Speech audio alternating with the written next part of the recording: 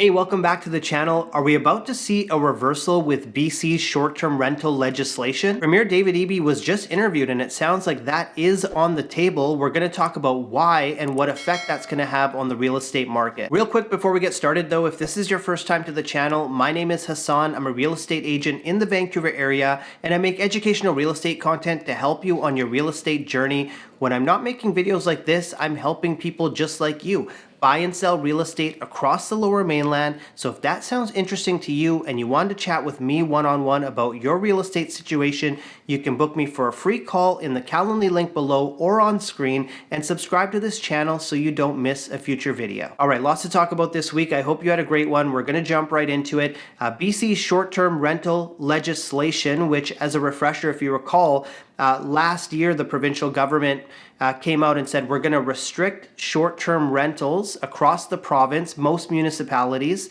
to only your principal residence. And basically this was announced late 2023, implemented last year around this time. And in doing so, obviously the reason they were doing it is they wanted to ease the pressures on the rental market, which we had seen pretty much since 2020, late 2020, 2021, since COVID. We had seen rents rise significantly. So the province came out late 2023 and said, look, we need to revamp short-term rental legislation. They announced it, they enacted it again about a year ago.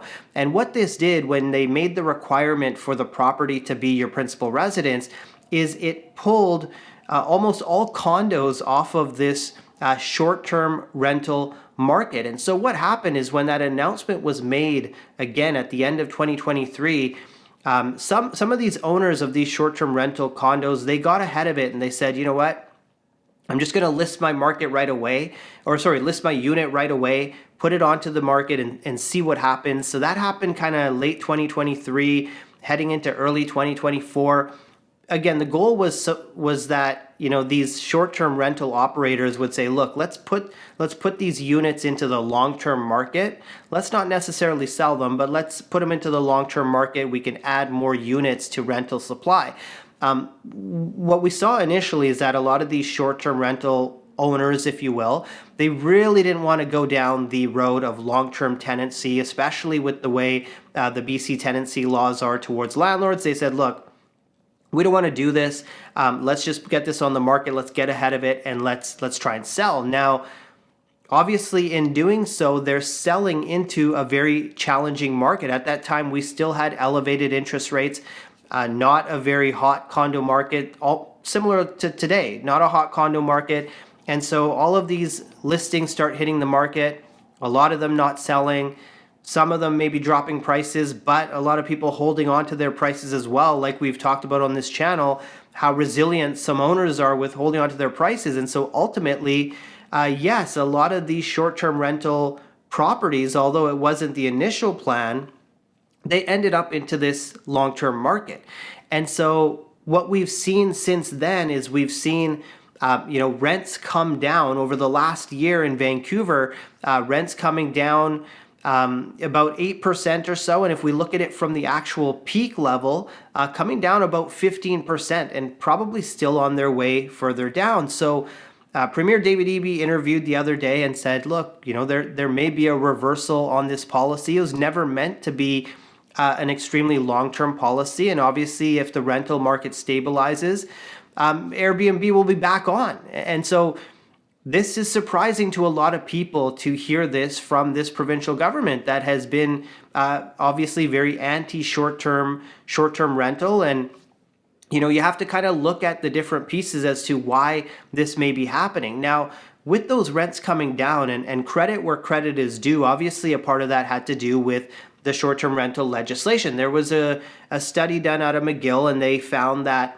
between 5 and 6% of the reduction in rents could be attributed to the change in short-term rental legislation. So again, credit where credit is due. It helped bring the rents down, but I think maybe what wasn't looked at was the amount of condo inventory, new completions that were happening last year, happening this year in new buildings, again in a challenging condo market where most of these buyers had the intention, truthfully, not even to complete, to flip it before completion, but even at completion, a lot of them just wanted to sell it right away. They never had any thoughts of getting into the rental market.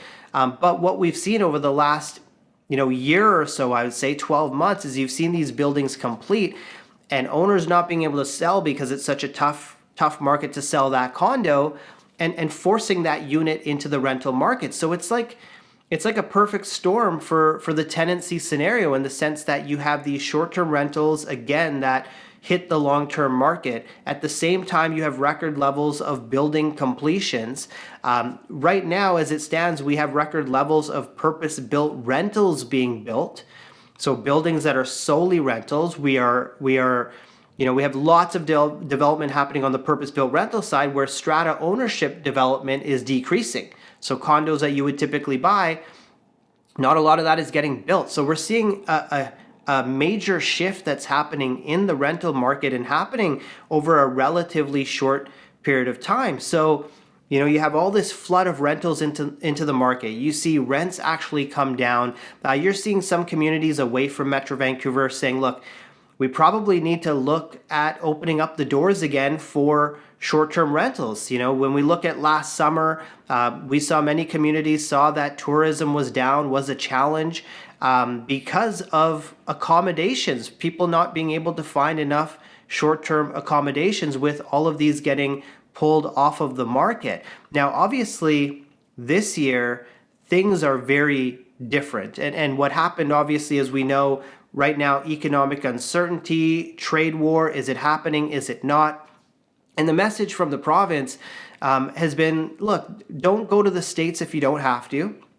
And definitely don't vacation there, and choose a staycation. And I did a video probably a month and a half ago. I said, well, that's all fine in theory, but if you're telling people to have a staycation, but you're not providing them the opportunities affordably to have that staycation, well, it's just a song and dance. It's not going to happen. We need to afford opportunities. We need to make short-term rental stays more affordable around the city. In Metro Vancouver, for instance, we're short 10,000 hotel rooms. I believe the occupancy rate is 80 to 90%. So we see nightly rates, excuse me, at these hotels increase and increase. So you tell people to have a staycation, but if the numbers don't add up to do that, we're gonna have some issues. And it wasn't long ago where Vancouver was this world-class city where people wanted to travel to it. People wanted to come here, have an education here, build a family here, emigrate here. And all of these things are slowly kind of slipping away. And again, circling back to this economic uncertainty, I think what is happening now with this provincial government, if we can call it a silver lining, is the provincial government is now being forced to think about the economy and place the economy first. And if we weren't having this sort of trade uncertainty, this message to not go to the U.S., don't spend money over there, we would not be talking about potentially reversing short-term rental restrictions. But the hotel, there was a study done on hotel rooms, and it said, look, we're under a lot of pressure because of this short-term rental legislation. Now, I'm sure obviously the hotels love it, but this study was talking to consultants, to builders, to people in the hotel industry, and it said, look, this is putting a lot of pressure on our rooms. And in fact, the city of Vancouver made some adjustments to zoning to try and spur some development in the hotel space. Next year, 2026, we have the World Cup, a great opportunity for us to show travelers that we're still a place to come to. We're going to be very accommodating. We will have places for you. And I think the provincial government is realizing, just how important tourism is to our province, and we need that revenue. We need that revenue flowing in. This summer, don't be surprised if a lot of people from the U.S. also choose to vacation here. And what are they going to do? What are they going to look for short-term rentals? And what's that going to do to short-term rental prices for the rest of us that want to have a staycation here? We want to go to the Okanagan. This stuff becomes impossible to do. So again, Premier David Eby has this conversation, says, look, wasn't meant to be long-term. We could go back to how it was before, provided that rental market stabilizes. And like I mentioned off the top of the video, that rental market is stabilizing, and we have a lot more condos coming. We have a lot more condos that are going to hit the market, or they're going to be shadow inventory held back by developers. A recent study done by Rennie suggested that new unsold units of condos could increase by 60% by the end of this year to a total of around 3,500 units. So what a lot of people don't realize is, yes, there's a lot of condos on the MLS, and ultimately what's going to happen with these is they're either going to sell at discount, or they're going to get rented out, or the seller's going to hold on to it and wait as long as they can, but ultimately that's going to get rented out.